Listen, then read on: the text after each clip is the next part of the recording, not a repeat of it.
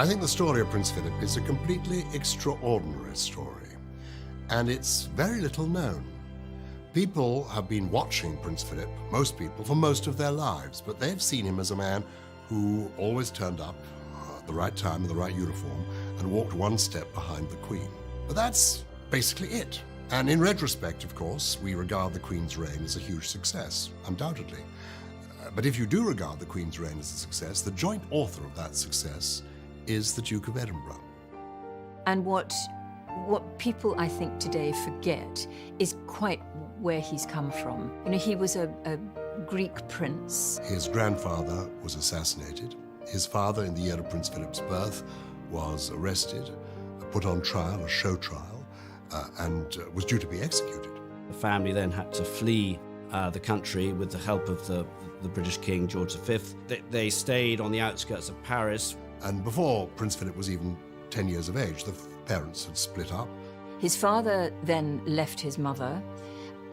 He went to the south of France. He was a depressive. He had girlfriends down there.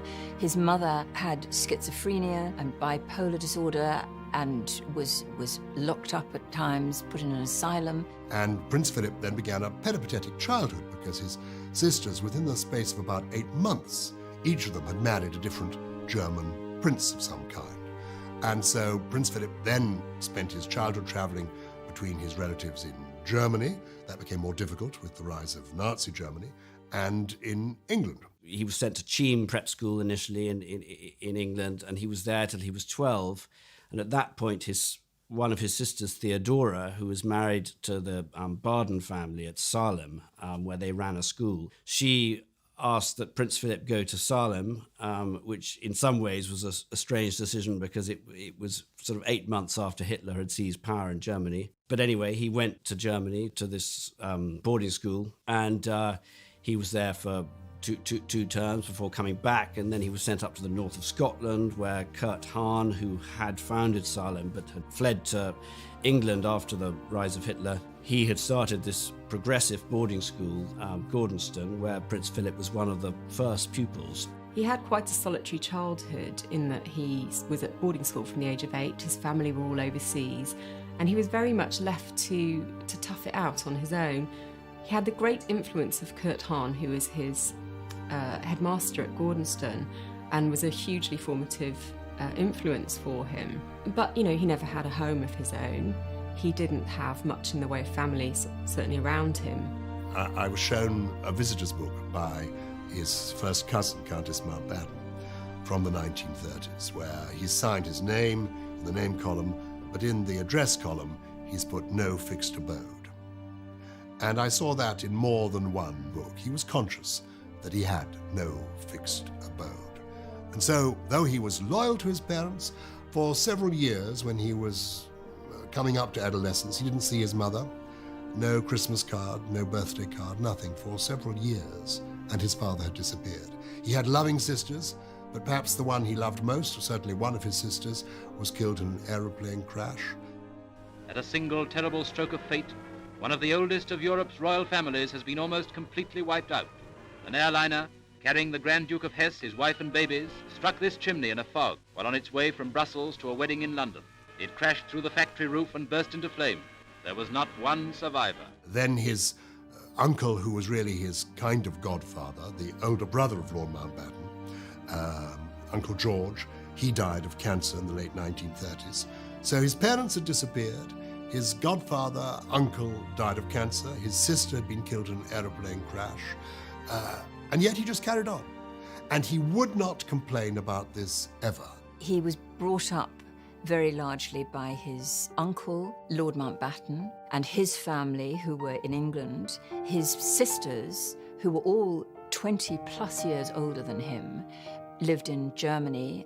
So he had a very dysfunctional and difficult life. So Lord Mountbatten, Louis Mountbatten, became his father figure, effectively, and he was hugely important in Philip's life. But he wasn't his father. As he said to me, I had a perfectly good father, excellent mother. He has spoken very affectionately about them and about his boyhood. And he was different. Times were very different then. And an upper-class upbringing in the 1930s is not like any kind of upbringing in 2019. His mother was the most remarkable person. I mean, before Prince Philip was born, she had acted like a sort of Florence Nightingale type nurse on the front during the Balkan Wars, where she set up hospitals. During the Second World War, she was one of the few people to stay on, certainly one of the few members of the royal family to stay on in Athens during the German occupation. She sheltered, very much, putting herself in jeopardy. She sheltered a Jewish family in her house. She was later awarded by Israel the award of Righteous Among Nations, which was the same award given to Oskar Schindler. Prince Philip was once asked about his mother having saved Jews from the Nazis during the war, and he replied that it was just something that any decent person would do. And I think that gives a real insight into his values. And, the fact that he just thought this is how people should behave. In my own life, I have always tried to reach across the boundaries of faith and community, to extend a helping hand wherever one might be needed. This was probably ingrained in me at an early age, partly due, I suspect, to my grandmother, Princess Alice of Greece, who had courageously sheltered a Jewish family in her apartment in Athens during the Nazi occupation, and who, incidentally, is buried righteous among the nations in Jerusalem. But she ended her life in Buckingham Palace. She came and lived with the Queen and Prince Philip at Buckingham Palace. A bit eccentric in my view because she dressed as a nun. They knew when she was walking the corridors of Buckingham Palace because her staff told me we could smell the woodbines in the corridor. She would walk along the corridors of Buckingham Palace, drawing on her woodbine, dressed as a nun. I regard that as a bit eccentric, but Prince Philip regarded it as just his mum. And Princess Anne and Prince Charles have wonderful, affectionate memories of her. So Prince Philip's view is, yes, his parents split up. Yes, it was a difficult time in Europe, but he went to a good school. He'd been to a good school in Germany. He had a good, loving family. He just got on with it. That was his view of life. He just got on with it. It was probably because of Mountbatten that Philip went into the Navy. There was a great keenness that Prince Philip would go into the Navy, although initially he had been keen to go in the RAF. He said that the real passion of his life had been flying.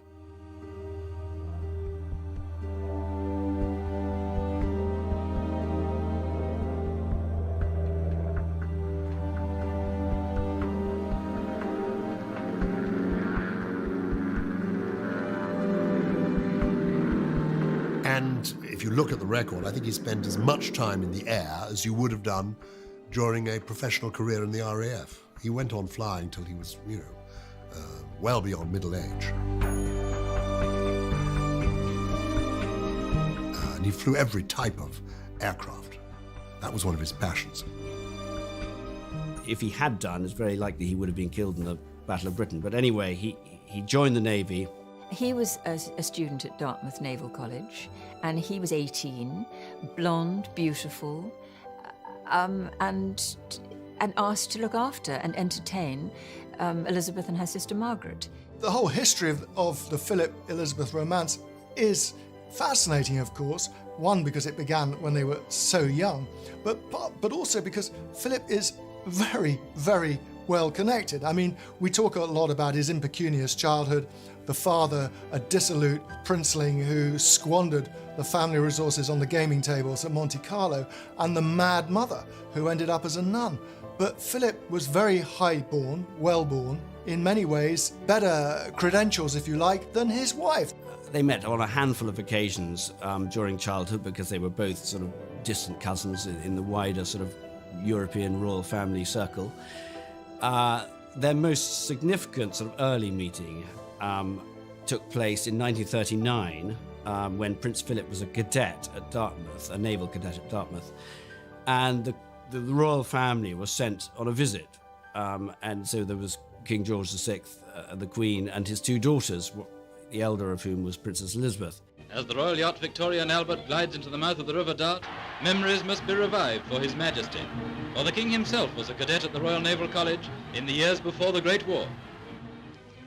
Later in the afternoon, each member of the royal family plants a tree in commemoration of this visit. The King a purple beech, the Queen a golden beech, and Princess Elizabeth a white beam. There was an outbreak of mumps at the college at the time, so the two princesses were kept apart and were sent to the captain's house, where they were to be entertained by one of the cadets. And it was Louis Mountbatten, Dickie Mountbatten, who's Prince Philip's uncle, who spotted an opportunity here. And he was the King's ADC, and he also engineered it that his nephew would be the one who would entertain the princesses, look after them, and so on. And they had a lovely time with him. And I think that Elizabeth at that point, actually, even as a 13-year-old, fell hugely for this very good-looking older boy. Of his age group, he was certainly one of the best regarded young officers in the Navy. He was brave, quick thinking.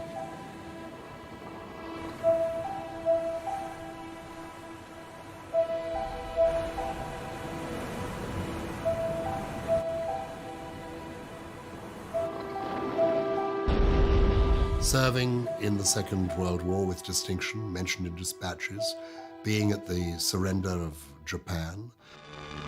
Hesitant and nervous, Shigemitsu signs the obituary to 2,605 years of an unbroken dynasty, during which no foreign troops had occupied Japanese soil. He was decorated during the war. He was a hero. He had a good war, there's no doubt about it. He was mentioned in dispatches, he was brave, he fought with distinction in the Royal Navy, and he is, of course, part of a dwindling generation. And all of that, I think, has very largely been forgotten.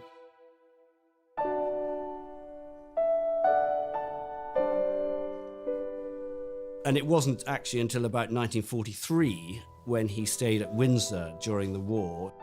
It was one Christmas where he had basically nowhere else to go other than to his cousins, the British royal family at Windsor.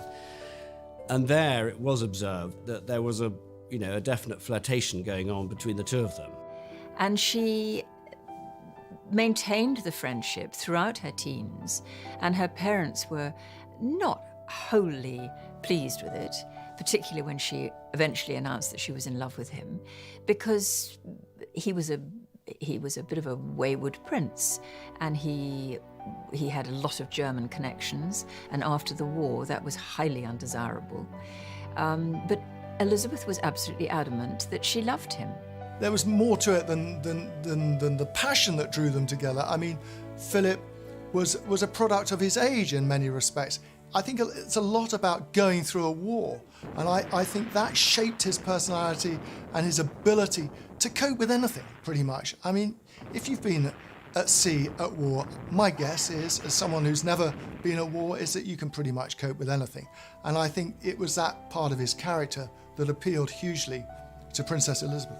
Lord Mountbatten was a notorious marriage maker, and there's no doubt at all that he was excited by the possibility of his nephew, Prince Philip of Greece, becoming the consort to the potential Elizabeth II, Queen of England.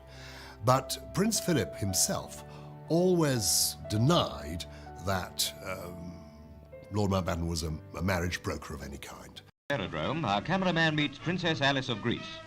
The princess is the mother of Lieutenant Philip Mountbatten, formerly Prince Philip of Greece. She has come to stay with her mother, the Dowager Marchioness of Milford Haven. Before leaving Paris, Princess Alice refused to confirm or deny the possibility of a marriage between Philip and Princess Elizabeth. The King and Queen, they were won over because although he was boisterous and a little bit cheeky, and he had plenty of sort of appealing sort of traits that he liked, he admired his forthrightness, his courage, his plain speaking. When Prince Philip and Princess Elizabeth became engaged, the question came about, what are we going to call him? You know, he's going to cease to be Prince Philip of Greece because he's going to assume British nationality.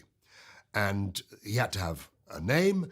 What would the name be? Of course, he was born with the Danish royal family name. His father was of that descent, and that was Schleswig-Holstein, Sonderburg-Glucksburg, was hardly going to go down very well with the British public so soon after the war. So it was decided that a better name for him to take would be that of his mother's family. They chose the name Mountbatten because it had a British ring. Though, of course, until the First World War, the family name had been Battenberg, but it was now Mountbatten. So they took this name, even though it was the mother's side of his family rather than his father's side.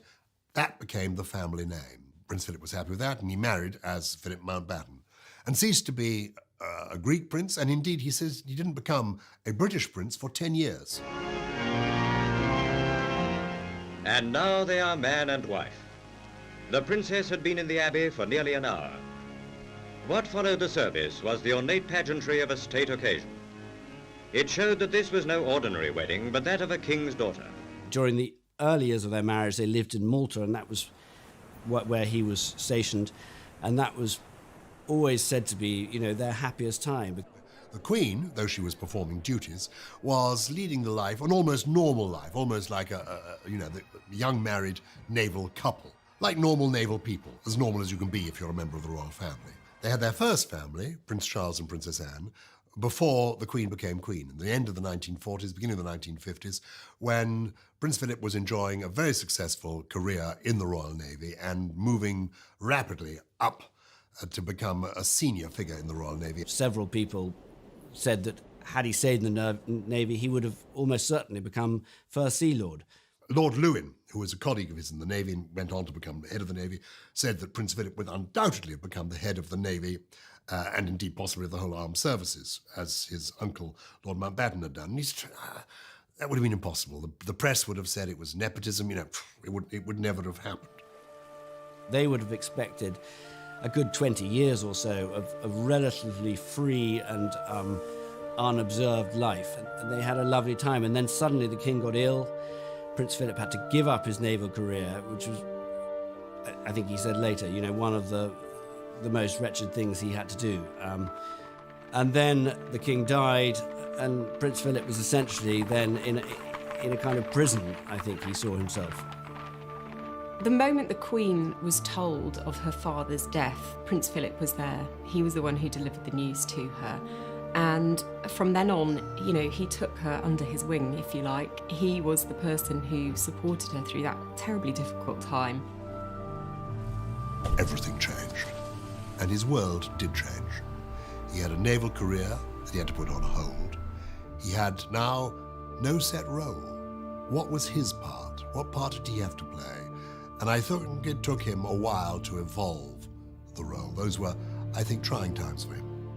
Here is a man who had a career ahead of him at which he excelled, which he loved. As a naval officer, he could have gone a long, long way, but he gave it up because she became queen and he needed to be her consort, to walk 2 paces behind her. And it's not an easy job being number 2, always being a couple of yards behind, being called Your Royal Highness when your wife is Your Majesty. Can't be easy.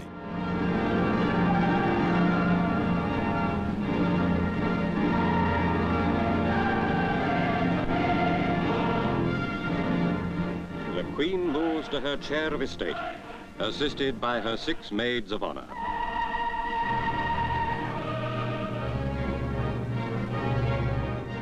And there had been an expectation, I think, from Prince Philip, certainly from members of his family, the Mountbatten side of his family, that the house would take the name of the father. As in the case of Queen Victoria, the house became the House of Saxe-Coburg, as in Prince Albert's family name. But that wasn't the case this time round. The idea was to stick with the name the House of Windsor. His uncle, Louis Mountbatten, had sort of tried to declare that the House of Mountbatten now reigns, and this was quickly stamped upon. Prince Philip hadn't been keen on Mountbatten either, but wanted at least some recognition of his Edinburgh name, his newly acquired sort of Dukedom of Edinburgh, to be somehow attached to the royal family name, but that was rejected as well. So the royal family stayed as it was, and Prince Philip felt utterly sort of pushed to one side, really. And he said, what am I? No more than a bloody amoeba. So I think life was difficult for him at times, and I think he felt that the establishment were against him a lot of that time. It was understandable that people felt it should stay as the House of Windsor.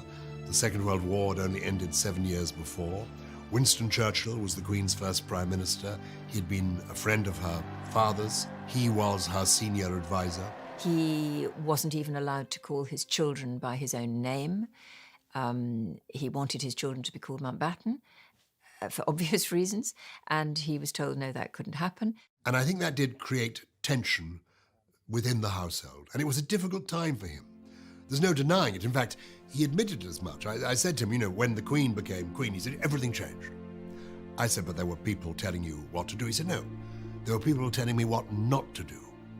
For the Queen, her role was clear. And by every account, the Queen was remarkably assured. Age 25, 26, she suddenly found herself as a sovereign, but she stepped into the role as to the manner born, which she was. And where was Prince Philip? What was he to do? Well, he said, nobody told me. They just said, keep out.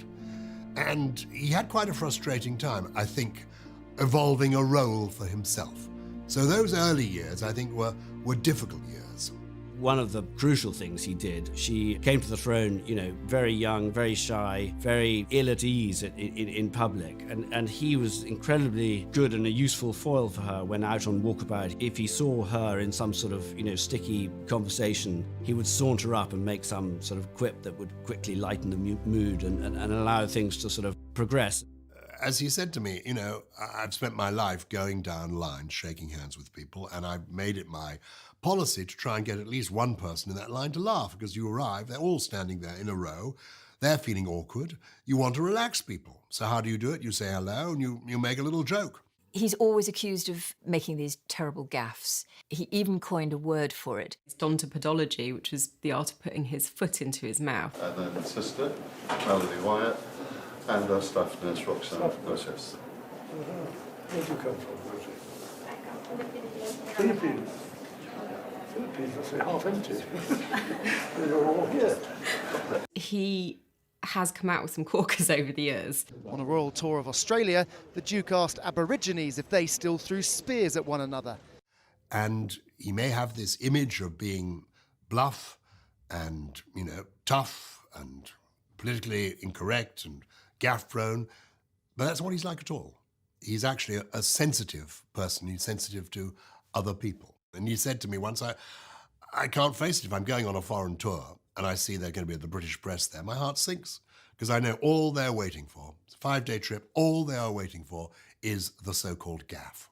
As one of the dreaded press hacks that wrote about and has written about Philip over many years and often wrote about his so-called gaffes, I do feel a tinge of sort of regret about some of them, because clearly they weren't gaffes. They were amusing, they were wry asides that were beaten up in the journalistic parlance to make a good story, to make a headline. And I imagine you weren't even born then anyway, so I don't know what we know about it. People do find the gaffes amusing. I think the majority of people find somebody who's in the public eye saying what they really think quite refreshing and can connect with that. Anyway, it gives me great pleasure to declare this place, well, closed, actually.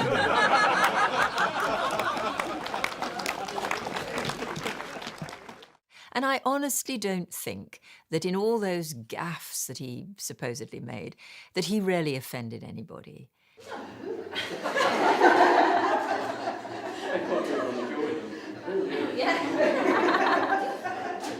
That a lot of these so-called gaffes were deliberate, that they were icebreakers by Prince Philip to try and change the dynamic of a situation. Most people that the royals meet, and particularly the Queen and Philip, are incredibly nervous. They're a bundle of nerves, they can't speak, they don't know what to say, they get their P's and Q's all muddled up.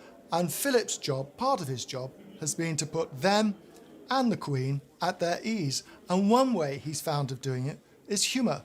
And it might be a wry aside, it might be a funny face, but it has worked over the years.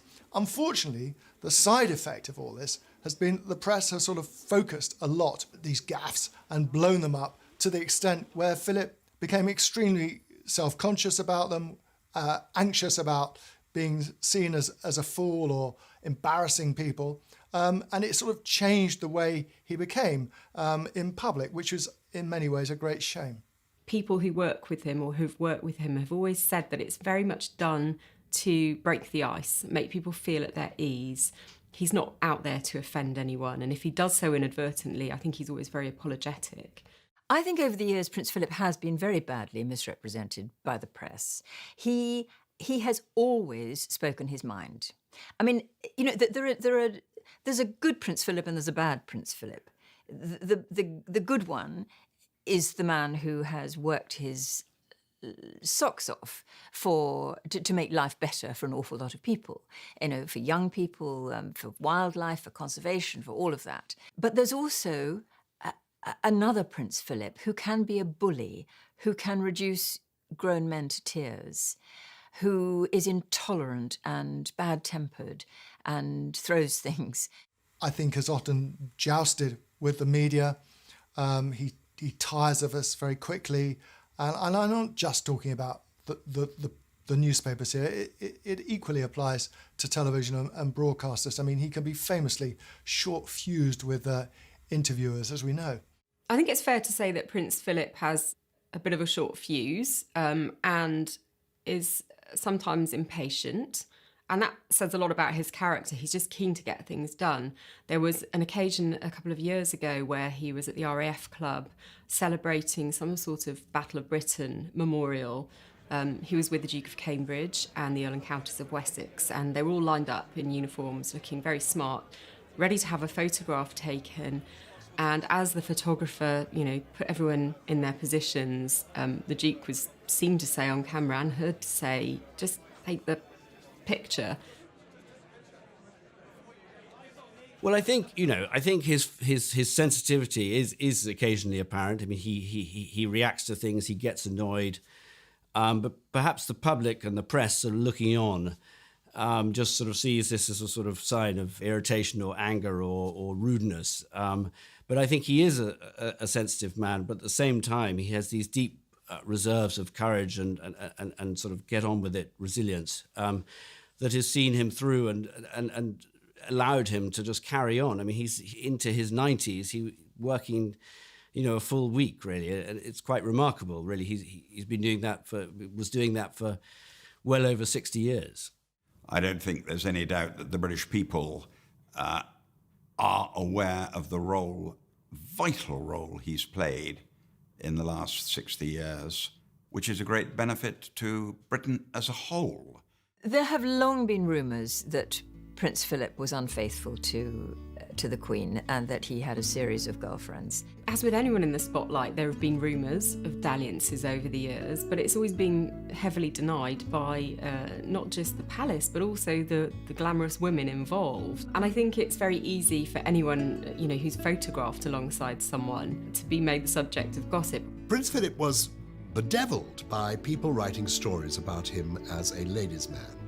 Partly, I think, because he was so incredibly good-looking. I mean, he really was, a sort of Greek god, people described him as. And if you see pictures of him as a young man, you can see he was devilishly handsome. There have been mutterings about he was too good-looking, too blonde, and he's almost certainly going to stray. That was one of the most famous quotes of all. One of the royal private secretaries made this famous remark that he probably won't be faithful. He was in a straitjacket once he was married to the Queen. Life was, I think, probably pretty intolerable for him at times. The first of these stories concerned a lovely lady called Pat Kirkwood, who I got to know. She was a principal boy in pantomime, and she was a great review artist, famously had the most beautiful legs in the world. And I think in all, Prince Philip met her on perhaps 4 or 5 occasions in his entire life. But the first or second occasion, they went to a show, or he went to see her in her dressing room with an equerry and a friend, and they ended up going for supper to a club, and he danced with her. And this was seen. So immediately, oh my goodness, he's dancing with this beautiful girl. There had to be something more to it. They did meet at another royal gala. She was in the line, they shook hands. Oh, what's going on here now? And these stories continued, and they infuriated Prince Philip. I know that. There's always been talk, was Prince Philip having affairs or whatever? I mean, I think one doesn't know. I think there are huge amount of sort of speculation over friendships, which were nothing more than that. John Major's wife, Norma, when, of course, if you are the Prime Minister's wife and it's a male Prime Minister, you find yourself sitting next to the Duke of Edinburgh because the Prime Minister sits next to the Queen. So she said, he is the most delightful companion, so amusing. But why that should then be, if you're being, as it were, charming, people assume you're being flirtatious, and then they assume there's something more to it. It is very, very annoying. One thing is sure, he's never wavered in his support for the Queen, and there was never any question of the marriage not going all the way. Philip himself has professed his innocence for years and years and years. His argument has always been that he has never been alone. You know, since 1947, he's had a detective with him throughout his life. If he'd been up to something, in 70 years, somebody would have produced some evidence somewhere. They haven't. He didn't. End of story. Early years of marriage have set the seal on the happiness of the princess and her husband. The blessing of children has come not only to enrich their lives, but also to establish securely the line of succession. Prince Charles, the eldest, the firstborn, and Philip had a difficult relationship. There's no doubt about it. Philip expected things of Charles. With Princess Anne, of course, it was an entirely different and much more affectionate relationship. People have got the picture that maybe the Queen and Prince Philip were somehow uncaring parents and unloving. From everybody I've spoken to, and that's a lot of people who knew them at the time, in the late 40s and early 50s, they were modern parents for the age, hands-on. And yes, Princess Anne and Prince Charles went away to boarding school, but that's the way it was done. There was not considered anything cruel or odd or heartless about it. That's the way it was. The truth is that Prince Philip thought he was doing the right thing, sending his children, his son, to Gordonstoun. He'd been very happy there, thought it was a great school. On arrival, the Duke and his son were received by the chairman of the governors, the kilted Captain Ian Tennant. Next, the headmaster, Mr. Robert Chew, with whom was the warden, Mr. Henry Brereton. 30 years ago, Prince Philip was a boy at Gordonstoun, the main reason why the Queen and he are sending Prince Charles here. But I think my efforts to reach across the boundaries of faith and community may also have been partly due to the fact that the school I went to in the 1960s in Scotland was founded by a remarkable Jewish emigre from Germany, Dr. Kurt Hahn. And I well recall being taught at school by several Jewish refugees who had fled from Germany with Dr. Hahn in the 1930s. I have forgotten neither their wisdom nor their dignity. Prince Charles didn't like it and decided to send his children to Eton. Princess Anne wishes she'd gone to Gordonstoun and sent her children to Gordonstoun. Different children work better or less well in certain schools. They then had a kind of second family. Queen Elizabeth and Prince Philip proudly introduced Prince Andrew. Two more children came along, Prince Andrew and Prince Edward. And, of course, the older two children are the more senior ones. They're more in the public eye. Prince Andrew and Prince Edward have had a difficult press. I understand my family's view of photographers. And I'm sure you understand my family's view of photographers and the fact that we don't all like having our photographs taken. There's nothing I can say or do to change that. But in their parents' eyes, they like, admire, and love their children completely. There was a lot. It is infuriating to them. I know this because I've heard Prince Philip expressing it. The way the whole thing is portrayed, they've turned us into a soap opera. Prince Philip, adamant, we are not celebrities. That's not, we are a family. And in a family, sometimes things go well, sometimes things go badly. Sometimes marriages go wrong. That's the way the world is. And of course, for them to have 3 of your children end up, with marriages that have failed is distressing as well as disappointing. But that's the way it is. To have a son like Prince Edward going into the Royal Marines and deciding it wasn't for him. And that, one imagines, must have been a sense of great disappointment for Prince Philip. I mean, as a soldier himself, and as the Captain General, the honorary man in charge of the Royal Marines, it almost embarrassing for him that his own son couldn't cut it. But that, not a bit of it. I mean, Edward had nothing but his father's sympathy and understanding. And I thought that told us an awful lot about Philip the father. And he wasn't this domineering, tyrannical figure that he's often portrayed in the media as being. He's a sensitive man in many respects. I think Prince Philip has steered the Queen and the royal family through some incredibly tough experiences. The fire at Windsor Castle, for example, he oversaw a lot of the renovations, he chaired the committee. He's obviously very practical and a realist, and so he looks at how he can help or how things can be changed. The Duke of Edinburgh reads all the time, always got a book or more on the go. Usually factual books, non-fiction, history, that sort of thing, practical books. He's not an academic, if you like, but he is very interested by the power of words and ideas. He's the only member of the royal family with a library at Buckingham Palace. So practical, so pragmatic. You know, he used to make jewellery for the Queen. Want a wedding anniversary present? I'll make it for you. When the Prince of Wales's marriage to Princess Diana came under strain, he intervened, as we know. He wrote to her. I've seen the letters that Philip wrote to Diana, and I've seen her replies. The letters are illuminating. They are, they're unflinching, I'll say that about them, but they're thoughtful, they're provocative, they're intelligent, they're wry, they're very well written, and they're affectionate. And yet Philip took it upon himself to try and act as mediator between Charles, Diana, and the royal family. And I think he did a pretty good job. He certainly put Diana, if not at her ease exactly. There's no question she misjudged him. She had a view of her father-in-law which was changed because of the gentleness of the correspondence between them. And I think they were very useful in defusing a very explosive situation at the time. Diana certainly felt that the whole of Charles's family were against her. But she did recognise that he had extended a hand of friendship. Prince Philip came in for a lot of criticism, as did the Queen, after the death of Diana, Princess of Wales, by members of the public who felt that the royal family weren't being demonstrative enough. And what I've always felt, and what they've expressed themselves, is that they very much wanted to protect the two princes. That was their absolute priority as grandparents. And while Harry later said that, perhaps walking behind his mother's coffin was not the right thing for them to have done, at the time, the Duke of Edinburgh suggested he would walk with the boys. If you walk, I will walk with you. And made that decision to walk with the boys that day because he would see it as an opportunity to bring people together, which is exactly what it did do.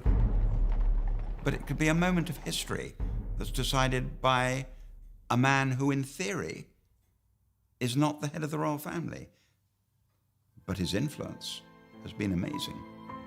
He cultivated passions, he had enthusiasms in life beyond himself, and he followed them through. What he was interested in, he was really interested in. When he got into carriage driving, he became the expert. He wrote the book. He invented the rules. He followed everything through. He was absolutely a details man.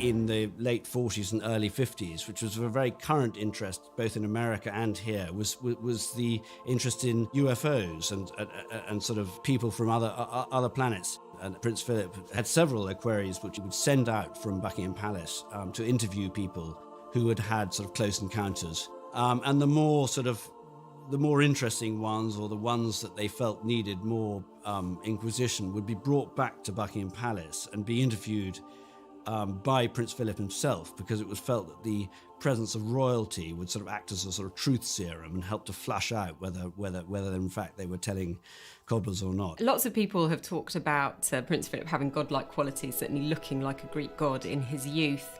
But one of my favourite stories about him is that he is considered to be some sort of deity in the South Pacific nation of Vanuatu, which revered him so much after his visit there with the Queen in the 1970s that he became the focus of a cult-like religion where some villagers decided that he had been a descendant of their spirit ancestors, and I believe the Prince Philip movement may still be in existence, and I think he perhaps over the years has continued to stay in correspondence with people on the island. Prince Philip carried out more than 600 solo trips overseas, and I think while he was never really able to interfere in politics, he has played a very important, if quiet, diplomatic role over the years. He, when the Queen was unable to travel, would go and visit countries, obviously while there would meet heads of state, other senior figures, and he no doubt did a lot to foster good relations within the Commonwealth. There is a point at which that the world will not support the major species like ourselves. I mean, it will collapse, and what will happen, I imagine, I don't know. It's a terrible thought that millions of people will go without food, millions of people will go without water. You know, he has been a fantastic modernizer, a fantastic campaigner for wildlife, for conservation, for young people, for playing fields, open spaces. I mean, there are many, many things issues that he has got involved with and championed. Where he has managed to find satisfaction in his life, because he's measured it out with handshakes, small talk, going down lines, opening buildings, unveiling plaques. That's the life of a royal. But he has had the individual satisfaction of various projects in which he's been involved. The Duke of Edinburgh's award scheme is, of course, the most famous. It has touched the lives of millions of people around the world. That is a great legacy. It's difficult to explain that it's not a new idea. I mean, people have been doing this with young people, but everybody's had to invent it. It's like reinventing the wheel in every school and every. What this has done is provided the parameters, has provided the comprehensive conditions, and the standards you have to reach are set by the governing body of each individual interest, so they know what they're talking about. Whereas before, people tended to set their own parameters and their own conditions. Now they're set by people who know what they're talking about, know what is possible. But there have been other things that he has done that people haven't noticed. He's had a Commonwealth conference taking place every few years since the 1950s, where thoughtful people have got together and tried to worry through a problem. So there are all these interests that he had that are beyond the public domain. He's been involved with something like 800 organisations over the years. Philip was not just a figurehead for all these charities and organisations that he was associated with. He really, really put in the legwork. I mean, I remember when Ascot, the racecourse, was being redeveloped, the developer and the architects, they knew that they had a problem with crowd management in one small area, and they absolutely couldn't work out how to solve it. But they thought, well, we'll show the day had come, we will present what we have. And the Queen and the whole party looked at this presentation, and at the end of it, Prince Philip very quietly said, of course you realise you've got a problem with crowd control just in that point. And he had picked up the very thing. It was a tiny point, a tiny piece, but he had picked it up. And his attention to detail has been extraordinary. All the societies and organisations he's worked with have said exactly the same thing. He's not just a figure on the notepaper. Tolerance is the one essential ingredient of any happy marriage. It may not be quite so important when things are going well, but it is absolutely vital when things get difficult. And you can take it from me that the Queen has the quality of tolerance and abundance. Tolerance was the key to the success of their marriage. And my goodness, I'm sure that over the years, each one has had to be tolerant of the other. Yesterday, I listened as Prince Philip spoke at the Guildhall, and I then proposed our host's health. Today, the roles are reversed. All too often, I fear Prince Philip has had to listen to me speaking.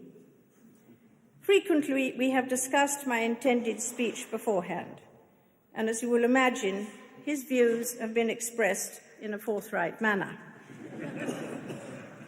He is someone who doesn't take easily to compliments, but he has quite simply been my strength and stay all these years.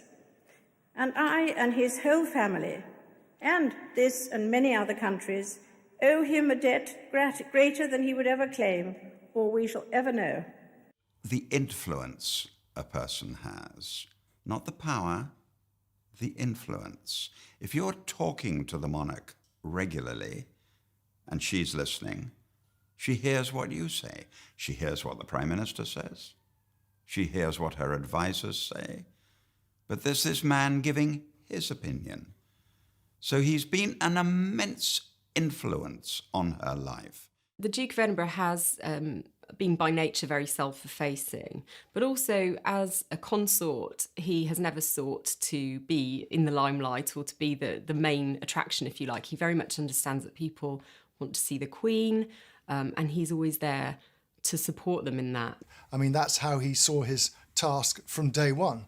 And that's what he wrote famously to King George VI when he said he would honour and obey and cherish was the word he used, Lilibet, but mainly that he would support her. And that's his job. He wrote the job description himself. Whether it's, lifting small children over the barriers, which he was still doing at the age of 94 on the Queen's 90th birthday in Windsor, he has very much ensured that his wife is the main focus, and everything he has done has been in support of her. So when you have him, for example, joking that he's the world's most experienced plaque unveiler, it's a real sort of insight into how he views himself. He doesn't want any fuss, he doesn't want any attention, he just wants to get on with things quietly. I've seen the world's most experienced plaque unveiler.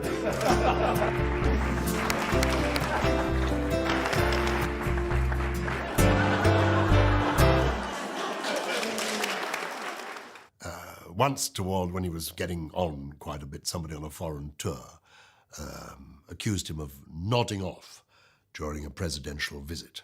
And he said, yes, possibly while the president was speaking, but not while Her Majesty was speaking, I assure you. He never failed the Queen, simply never failed the Queen. Our number one institution may not have been so solid and have lasted quite in the way it has without that great support that he gave his wife. History will principally regard him as this sort of vital supporter of the Queen. He was this Greek god of a man. He is a matinee idol in his own right. With an incredible life story to tell. The man who props up the monarchy. He had enthusiasms in life, beyond himself. All-action hero who made people laugh. Prince Philip was a big character. He was absolutely a details man. Queen said, that this country and many others owe him a debt of gratitude. There have been sort of wobbles along the way, but he, essentially now, you really can't sort of fault him, the service he's sort of provided. And I think without Philip, Queen Elizabeth would have been a lesser monarch and we'd have been the poorer for it. I think life without Prince Philip will be a very dreary place.